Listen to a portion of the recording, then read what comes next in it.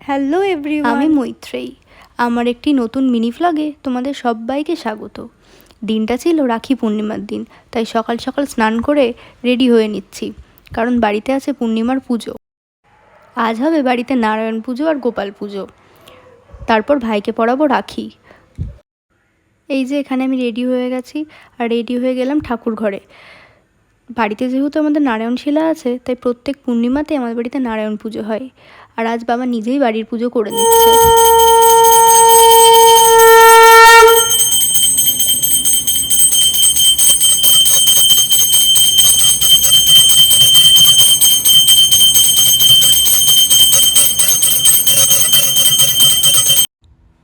পুজো শেষ হওয়ার পর আমি প্রথমেই চলে এসেছি গপুকে রাখি পরাতে।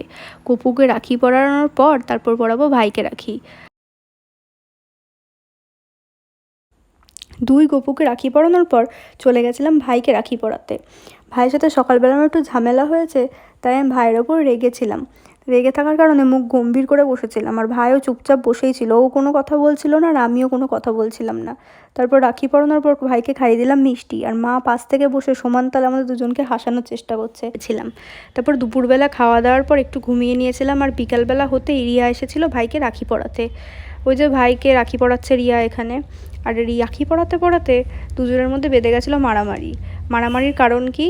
কারণ রিয়া ভাইকে বলেছে প্রণাম করতে, আর ভাই কিছুতেই রিয়াকে প্রণাম করবে না। এই জন্য দুজনের মধ্যে বেঁধে গেছে মারামারি, আর কেউ কাউকে ছাড়বে না, দুজনেই শুরু করেছে। সে ওরা মারামারি করে যাক, আর কী করা যাবে। কিন্তু আজকের ভিডিওটা আমি এখানেই শেষ করছি। সবাইকে বাই।